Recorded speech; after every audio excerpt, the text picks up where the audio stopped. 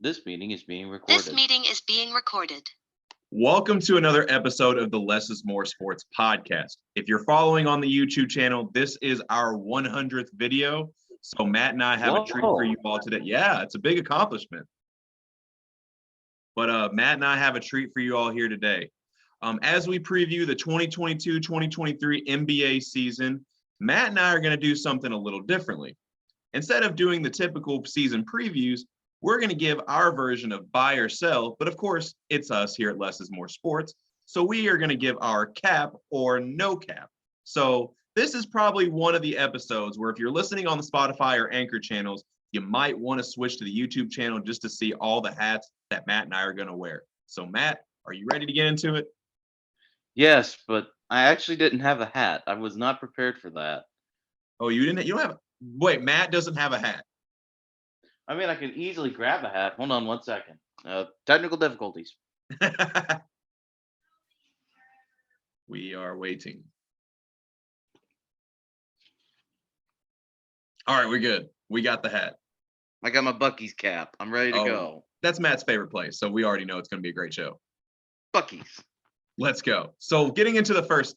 So just to give you all an idea, what we do, little bit what we do on here on the Less is More Sports podcast is we talk about the social media narratives versus the reality. So Matt and I have searched far and wide in NBA Twitter, and we've come up with 11 narratives that we're either going to say cap or no cap to. So without further ado, our first narrative: the Pelicans can be a top 5 seed in the West. Matt, what you got? Les, there is no cap there at all because I'm going to explain this. I mean, we obviously have the two teams who we think are going to be really good. We've got the Clippers and we've got the Warriors. But other than that, there are a bunch of teams that are good, but not exceptionally great. You look around, you have Dallas, they've lost Jalen Brunson, they have a hole to fill. You look around, the Nuggets should be better, but how do we know Jamal Murray's injury isn't going to linger going forward? And the biggest one of all, in addition to that, is the fact Utah has just dropped off the face of the planet. They went from being like a perennial 5, 6 seed type to, hey, we're in the lottery this year, good luck. And someone's got to fill that gap. And to me, it's going to be the New Orleans Pelicans because they have a little bit of cohesion. They have a deep roster. They've won without Zion, and now they've got Zion Williamson back. And this is a prove it year to him. We've seen all the jokes about like where he's been eating. We've seen all the jokes about that. He's made an all-star game once, but people are still all jumping on the jaw is better bandwagon. And while I do agree with that notion, I don't think that Zion Williamson is exactly Sam Bowie here. He's going to prove himself to be what we thought he could be. And you look around the other pieces, they've got CJ McCollum, they've got Brandon Ingram to go with that. Someone's got to fill the void that the Utah Jazz have left. And we don't know if the Grizzlies are going to regress a bit. We don't know if the Clippers are injured. We don't know what's going to happen with Phoenix now that they have a little bit of drama. And even Golden State, they're punching each other. So somebody is going to have to take advantage of that, and it might as well be New Orleans. I'm going to have to 100% agree with you that it is no cap. And the reason for a lot of the same reasons that you said, they're a playoff team, and now you insert a guy who scores 27 a game on 60% shooting, which he's only one of 4 people in NBA history to do so. Now, and he's in the best shape of his life. It's no cap. No cap at all. Yeah, no cap at all. So are we ready to move on to the next one? Yeah, I've got nothing more to add to it. So, all right, number 2, our second narrative. The Nets and Lakers will get back to contending form. Okay, I don't know how to do this. It's half cap. It's half cap? It's half cap because the Nets are going to be fine. I have no doubt that the Nets are due for a rebounding year. They've had a lot of drama this offseason, but it's subsided a bit. Ben Simmons is also kind of having a prove it year. Kyrie Irving, for as much of a headache as he's been, the vaccine drama has kind of come and gone now with the state of New York. So I think they are going to be in contending form just because anytime you have 3 guys that good on the floor, you're going to win ball games. That's just how the NBA is. If you've got a guy who can go off for 30 points every night, you've got a great shot to accumulate a lot of wins. And while the Lakers do have that, I'm still not sold on LA being being what you would call a contender. I don't think they're a top 5 seed. I think they're a 7, 8, 9 seed really. And I mean, it'll be interesting to see how egos play out there with I mean, they made one of the most shocking trades I think I've ever seen with the Patrick Beverly move. And it's like, "Oh, you're bringing Patrick Beverly. Are you trying to motivate or destroy Russell Westbrook?" He's coming off the bench now for a period of time, which I think is better for them in the long run. And the one trade that I think could make them contenders still hasn't happened yet. Now, I'm gonna clarify with this. If they do pull off the Buddy Hield, Miles Turner trade and get rid of Westbrook, I'll say that it's no cap at all because I think they will get back to being better. But right now, as their roster looks, I look at the Lakers roster. I can't say that it's a contending roster. I could see this easily being more of a blow up than a championship for LA because we've seen what happens. LeBron's old. Anthony Davis has a chip on his shoulder that's he says is going to motivate him, but it's probably going to keep him out 3 weeks with a chipped shoulder. So it's hard for me to get behind the Lakers, but I think the Nets are going to be just fine. I mean, the Eastern Conference is deep, but much like the middle of the Western Conference, there's a lot of question marks. Nets, yes. Lakers, no. We're half capping. We're half capping. I got the Nike rain hat because I got the drip like that. Ooh, I like that. So anyways, on paper, both teams look great, right? But there's so Right. much dysfunction for me to be considered, even consider it right now. Not to mention, I feel like the last couple previews we've done, I feel like I've been high on the Lakers and the Nets. And being the LeBron fan that I am, I'm hoping that not being sold on him, he makes me eat my words yet again and it turns it This will around. be the So thing that motivates him yes, absolutely. to He make he Space listens Jam to 3. Les's More Sports podcast. Is like, all right, Les, I'm proving you wrong. So Nike rain hat, drip, all cap. So they are not back into contending form. Now for the third narrative. Bam Adebayo wins Defensive Player of the Year.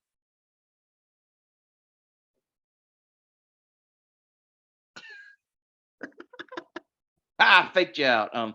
No, I don't think there's any cap on that at all because the one guy who's been keeping him from doing it, especially in terms of big man, Rudy Gobert, I think he's going to take a hit now because he's playing with Carl Anthony Towns and he's in Minnesota.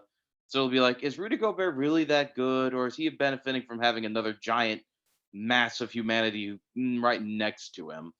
Marcus Smart, I could see him doing it again, but I don't really think that they're going to give it to the same guy twice in a row. So this is just me going with my heart here because I like Bam Adebayo a lot. I know you like Bam Adebayo a lot.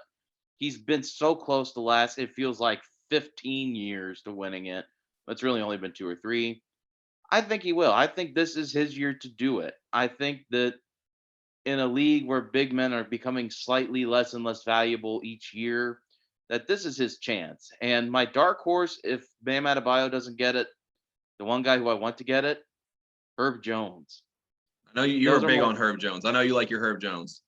I love me some Herb Jones. That's why I picked the Pelicans. But I don't think there's any cap at all in saying Bam Adebayo will win Defensive Player of the Year this year at all.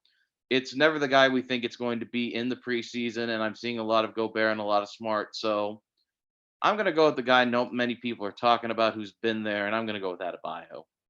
You'd be proud of me. I actually drafted Herb Jobs on my NBA fantasy team last night.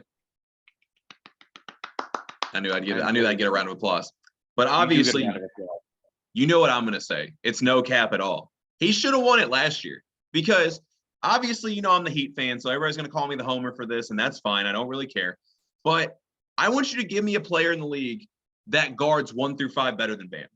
I also want you to look at the top forwards and centers in the league, the Giannis's, the Embiids, the Jokers. I want you to look at their shooting percentages when they're guarded by Bam Adebayo and tell me Bam should not win Defensive Player of the Year. I rest my case. It's a good case. Yep. So we're good to move on to the next one? Yeah, I'm just going to go ahead and do this, though. Okay. Number 4, the Cavaliers will be the 1 seed in the East. Cap. That is nothing but cap. I love Cleveland. I hope they're a great team. I really like Donovan Mitchell. I love all the pieces they have. I love Darius Garland. but the the Boston Celtics made the finals last year, and the year before that, the Milwaukee Bucks won the NBA title. And the last time I checked, Jason Tatum and Giannis Antetokounmpo are still on those respective rosters, and they're still backed up by Jalen Brown and Chris Middleton. And I love Cleveland. I think this is going to be a fun team to watch, but I can't see them winning a championship or winning a one seed that close off the bat with the time it's going to take to work Mitchell into that lineup to figure out which personnel groupings work best. They will be good. I expect them to be a top 5 seed, but I don't exactly think that they are title contenders when you just look at the big boys in the Eastern Conference. I mean, they're good. They're not one seed good. Trip like that. It's absolute cap. Because if you look at the top seed, seeded teams or not top seeded, the top teams in the East from a season ago, they all got better. The Bucks. I mean, Middleton's going to be healthy. You look at the Celtics, and they brought in Malcolm Brogdon. You look They at signed Blake Griffin. that too. You look at the Sixers. It's another year with Embiid and Harden. Tyrese Maxey's progressing. They brought in a junkyard dog of PJ Tucker, which we ain't gonna talk about that. And this one might surprise some people. I actually think the Heat quietly got better because even though we're gonna miss Tucker a little bit, you move Caleb Martin to the 4, and I think he brings a younger, more athletic presence at the stretch 4 position. He can still defend and shoot threes, everything we asked PJ to do on offense. And not to mention, I think they got even deeper because if they're going to move Hero to the starting role, that's going to make Strus come off the bench. And I think it's a role he's much better suited for. Victor Oladipo is apparently the healthiest he's been in a while. That's what I'm hearing.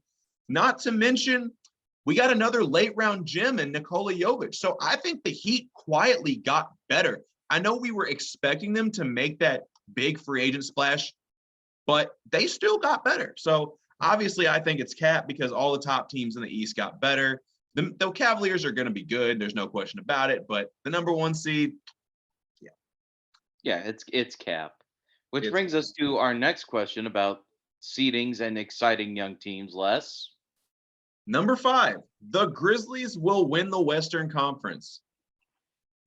that's also cap. I've got to be fully honest with you there. I mean, I love the Grizzlies. I am the biggest John Morant stan. Ever since he dunked all over Marquette a few years ago, I've been loving this amazing human being and basketball player. But it's cap. In fact, I think the Grizzlies could regress a little bit. Not to the point where they're not out of the playoffs, but to the point where they're like the 6th, 7th seed because of the way the way the Western Conference. I mean, the way teams out there have retooled and enhanced, and it's just so hard for me to see like a team like the Grizzlies, which is good, young, and built through scrappy drafting and intelligent picks. But they're still the Clippers. If they're healthy, they're going to be very good with John Wall, Kawhi, and Paul George. It's hard for me to pick them against the Warriors, who are back and better than ever. Even though they've lost Otto Porter Jr., they've signed Jordan Poole, they've signed Wiggins. They've still got Clay and Steph. And if Draymond still gets a little bit, rough around the edges, they can chip him out and be just fine. It's hard for me to pick against teams like that, which have experience, which have MVP candidates, and in the case of teams like the Pelicans and the Timberwolves, have a lot of excitement around them, and up and coming players themselves who I think could be really good. So unfortunately, Memphis winning the Western Conference, that's going to be a big cap from me. I'm sorry to them, and I hope and I would love to see them like make the finals, but I just don't think it's their time yet. I still think we're going through an era. We're still going through the Doncic. We're still going through the Embiid. We're still going through the Jokic. We're still going through guys like that who are at their peak right now. And I think there will be a time when the Grizzlies are like bona fide 1 seed contenders, but I don't think they're there just yet. They just need a little bit more time to congeal, to add some pieces, and then it'll be their time. But right now, that's cap. This is the first one, Matt, that we disagree. This Oh, might be a little bit of a hot take. I think the Grizzlies are 100% going to win the Western Conference this year, and here's why. Anytime you can win 85% of your games when your best player does not play, that speaks volumes to how well coached of a team you are and how well constructed your team is. The Grizzlies are well coached, well constructed. They may not have the flashiest players, but this is a staple from the old, what they used to be called, back with Zebo and Marc Gasol. Grit and grind. The grit and grind era. Yes. This is a staple of that because they don't have a lot of big names, but they're pieces that fit and play well together. I love the way the Grizzlies play. I think Dillon Brooks is actually underrated along with Desmond Bane. Jaren Jackson Jr. is also a very good player. And of course, we all know what John Morant can do. I, think this is the Grizzlies' time, coming off a season where they, again, had a really good season and won 85% of their games without their best player. I think they 100% will win the Western Conference, and you can book it now. I called the Cincinnati to the college football playoff. I'm calling the Grizzlies to the NBA Finals. I would love to see that. I can't lie. I may have put it on cap, but it would still be pretty good. Oh, it would be And great. speaking of the playoffs, Speaking of the playoffs, our next narrative, DeJounte Murray, one of the big signees for the Hawks this year, will help those Hawks make a deep playoff run. see, this is a case where wording plays a big difference because that's no cap. There's no cap there at all because I don't think the Hawks are going to be an overwhelming regular season team. I think there's a lot of parts that are moving around there. They're trying to, like I said, this problem with a lot of this free agent movement is you're trying to figure out what offensive units work, what defensive units work. But what I do think and what I do know already is that the Hawks have become a different team in the playoffs. They've pulled upsets. They've been led by Trae Young, and now you're giving Trae Young a very good second option to play with. And you've also still got John Collins. You may have traded Kevin Herter, but you're still pretty good. So when you said deep playoff run is when I decided it was no cap because I could easily see the Hawks getting the better of even a Brooklyn if they're a little bit down in a playoff series in a best of 7 series because the NBA is ruled by stars. And in the playoffs, if stars are playing well and stars are aligning, you can catch magic in a bottle. So when you said deep playoff run, I said no cap, even though I don't really think Atlanta will be that good in the regular season. Are they playing good? Are they playing bad? No. Are they like 6, 7 seed good? No, not seventh even. No. Are they like 6 seed good? Yes. So I'm gonna say no cap there at all. I think they could make a pretty deep playoff run. That's coming on. The drip's coming on. Because, all right, first of all, anybody who watches the podcast knows how I feel about Trae Young. Not to mention, and you can quote me on saying this, Matt, he is coming off the worst playoff performance of all time. That's true. He is, yes. He scored 13 points per game fewer than he did in the regular season, which is the highest drop-off in NBA history, and he averaged more turnovers than assists. Not to mention, he showed how easily rattled he was by a Heat team, a team that could actually grit and grind their way. Now DeJounte Murray, a player that we think can help with that. I watched those Pro-Am games, and I saw how easily a cool, calm, and collected Paolo Banchero got under his skin. If he is letting a rookie that is cool, calm, and collected like Paolo, who has proven absolutely nothing in the NBA yet, get under your skin that much, I don't think that's a good combo for him and Trae Young. I don't think that's good for a deep playoff run. So I think that is 100% cap. The Hawks, I'm sorry, and call me a Trae Young hater. I'm used to it. I would also like to point out that your basis for that was basically Heat and Duke. So are you a little bit biased there, Les? Maybe a little? No, not at all. Mm-hmm. Okay. Well, Anyways. this next one, oh, I don't even know why you asked this because I don't even know how to answer it.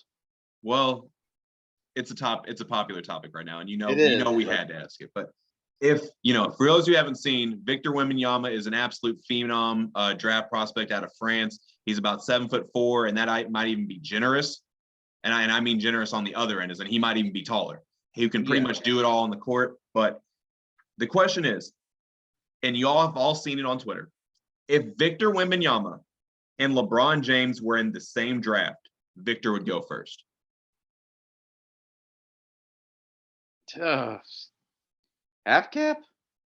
I don't. I really don't know how to answer this. I mean, LeBron James was a once in a lifetime type player. I'm gonna be honest. He plays a position. Well, plays. I don't know how to say it. He does. He plays a position that's still vital to the NBA game. And if there's anything that's got me scared about Victor, it's that he looks a little bit like Chet Holmgren in terms of body size, even if he is more athletic. And we already know it's happened to poor Chet Holmgren, and I don't wish that on anybody. But at the same time, it's a concern. But I'm gonna say right now it's Cap, just because I've never seen him play an NBA game. I've seen LeBron James for the past 20 some odd years, and even before that, it was a once in a lifetime opportunity to draft him and to see a player like that. Secondly, I don't blame anyone at all for the tank fest we're about to see for this kid, because he's absolutely amazing and deserves it. But I haven't seen him in the NBA. I have seen LeBron in the NBA. I've seen the hype that's come with him, even without college. So I'm going to say Cap, but I mean that in the most loving way possible with no hate towards either party. I want to start by obviously, I already got the hat on. I got the drip ready to go. Yeah, he's So ready you to all know go. where I'm going to lean. And I want to take this time to say that I absolutely love Victor Wembanyama as a prospect. I watched Me him in the too. FIBA. I watched him for the first time in the FIBA under 19 teams when they played against Team USA with Chet Holmgren, with Jaden Ivey. Was a great player. Sold on him then. Think he's going to be, as long as his injury history that he already has. That's the key one right there. Does not come back to hurt him. I think can be a very good NBA player and probably one of the better players in the league. But Matt, how soon we forget. Do we not remember who a 16-year-old prospect, the first ever high school player to dub the Sports Illustrated magazine as the chosen one, as in the one to be the best player since Michael Jordan? Do we not remember the interview where LeBron James is sitting down as a high schooler being told, if you are anything short of a first ballot Hall of Famer, you will be considered a bust? There has never, and there never will be again, another player that will come into the NBA with the hype that LeBron James did, which actually, if you look at LeBron's career, it's only that much more amazing that he accomplished what he did. So this is absolutely Cap. I love Victor Wembanyama. I love those unicorn style players. I was high on Chet Holmgren. I was high on Bol Bol. But no, LeBron is a once in a lifetime prospect that we will never see again. And it didn't help at all that he was coming into the NBA during the dawn of the social media era. Yep, that's true. Now, as for other unicorn type players, Les, I think this one's going to be one where I don't think we're going to be reaching for the hats, but go ahead and present the question. Number 8, the MVP is Luka Doncic's the lose. There's no cap there. No. I don't even know if we should discuss this. I don't want to. It feels like we've been waiting for this forever. I mean, the guy's a transcendent player. He's amazing to watch. He hasn't, and he keeps improving himself. If you've seen the footage from the FIBA championships where he's slimming down and he's dropping 50 points a game, it just feels like a foregone conclusion. We've been waiting for this season from him. It's going to happen, folks. It's going to happen. Just go ahead and pencil it in right now. This is one where I do think the preseason hype is going to pay off in the end, because it just feels like it's inevitable. He is Thanos right now. It is inevitable. Jack Harlow said it best. Fade away, I get that Luka knee up bucket. So, anyways, also, I'm not even going to spend much time on this, but I mean, it's Luka Doncic. Not to mention, you give him an extra lob threat, with not only Christian Wood, but the Shaqtin' a Fool Hall of Famer, JaVale McGee. It's a wrap. Yep. Stop it. I think we Yep. should move on to the next one. Yeah, let's just talk about this one. Yeah. Number 9. If the Celtics want to take the next step, they need to run through Jaylen Brown instead of Jason Tatum. You really can't tell, but I have changed my cap to my red Bucky's hat, and I am saying that is 100% cap. Just because a guy had a struggle in the NBA Finals in his first big appearance on the stage doesn't mean that he didn't get you there in the first place. I like Jalen Brown a lot, but with the way the Celtics have like retooled this offense, it's very clear he's the leader. It's very clear that if Luka Doncic wasn't the favorite to be the MVP, we'd be buzzing about him right now, Jason Tatum. The Celtics, in spite of an offseason that's been full of shocking, interesting turmoil that we're not going to get into, it's very clear now that you need to run through your leader more than ever. And Jason Tatum is that leader. And I think he's going to get the job done again because Boston is going to be exceptional. I like Jalen Brown a lot, but he doesn't have the physical attributes in many ways that Jason Tatum brings to the table. And if you want to be successful in the NBA, you've got to run through that unicorn. You've got to run through an MVP candidate, and Jason Tatum is him. Look, Matt, I am tired of hearing this dumbass take every year because look at it, man. I hear it every year and I'm tired of it because we saw it the perfect example of it last year on why that is the farthest thing from the truth. You remember after the All-Star break, the Celtics went on their run and became a top-seeded team in the East. Who was their best player when they went on that run? Robert Williams III. Okay. Jason Tatum. Time in Lord. every playoff series that they won, who was their best player? Jason Tatum. Marcus Smart. This guy. Now, okay, that's why I definitely have this cap on still, because now you really capping right now. But anyways, also, the one series that they lost, he wasn't their best player. If that's not a coincidence, I don't know what is. He's one of the most skilled players in the NBA, and I'm tired of it. Cut it out. It's not true. Jason Tatum is their guy. Need I say more? No. You don't have to because you're right. Thank you. How easily we forget. How easily we forget when a guy is surrounded by good players, just how good he actually is. Right. But anyways, I think is it time to move on to the next topic? Yes, it's time to move on to the next topic. Number 10. The Kings make the playoffs this year.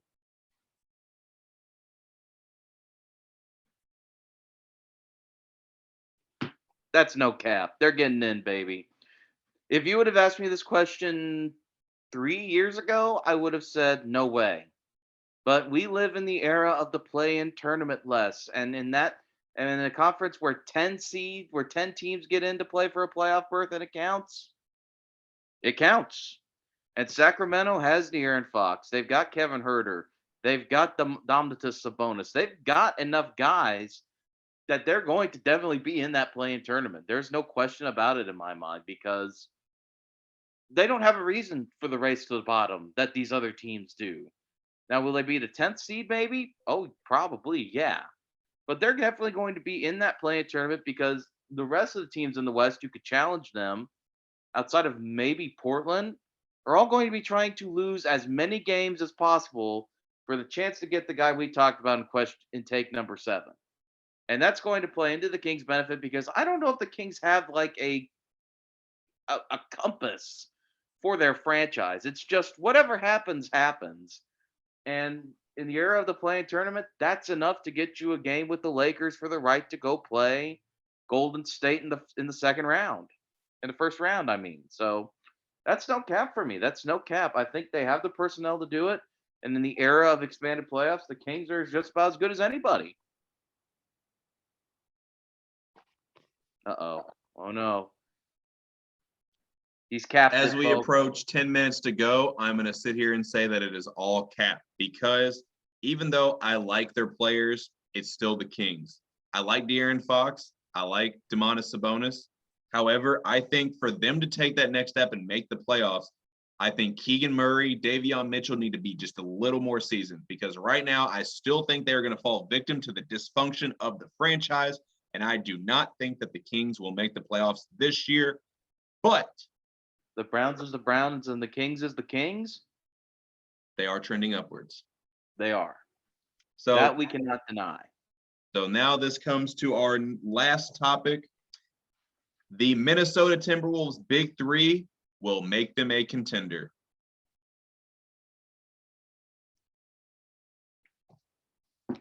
I can't do it less.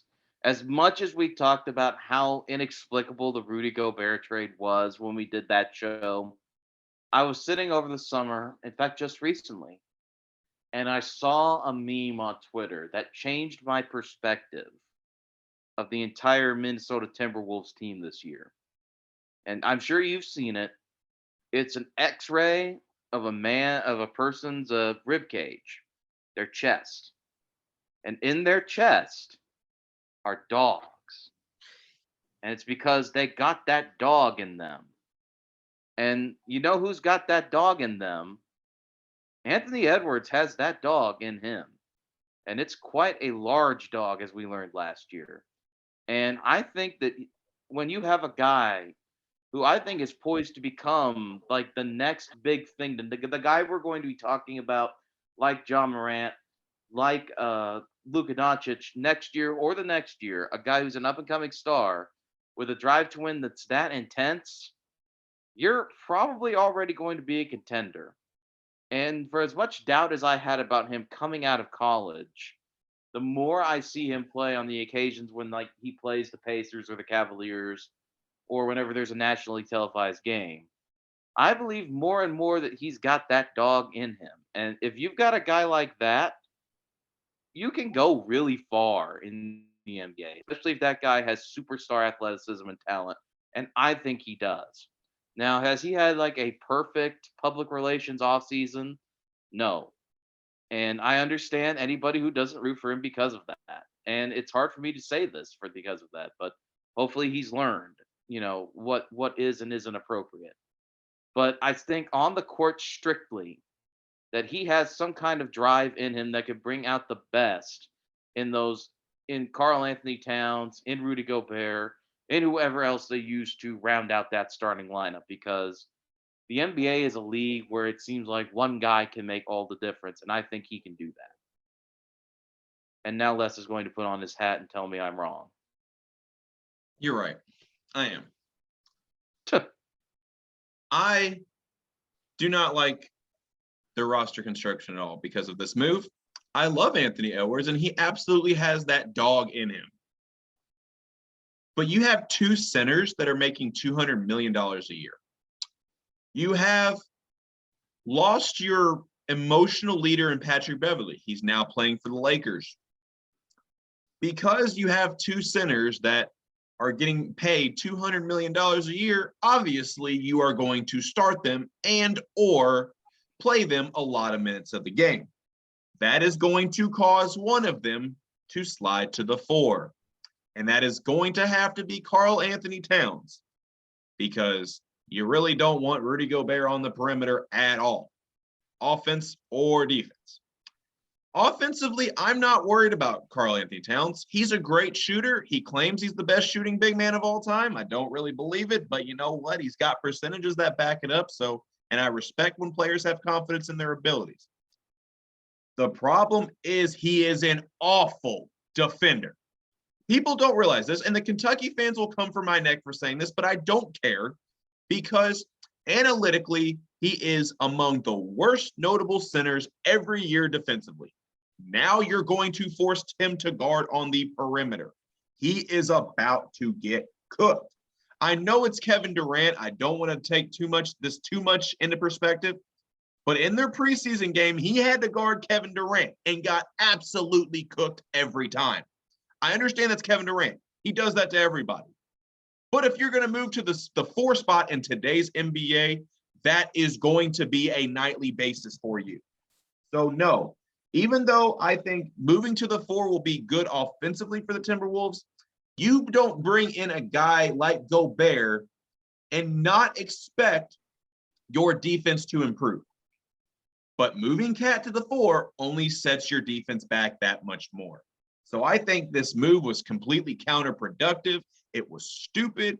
They traded away a decade of talent, and they just shot themselves in the foot because yay, Timberwolves. Great job, guys. Did the Timberwolves like send you an angry letter or something? You're really tearing into them. We're I'm gonna tearing get into angry everybody letters today. from Kevin Garnett. It's not gonna be nice. Oh, I ain't scared of him. Oh, oh, he said that, not me. I ain't scared of He him. said that. Hey, I DeAndre Hopkins is about to be off of suspension here soon. And you know what? Like he said, I fear God, homie. oh my god.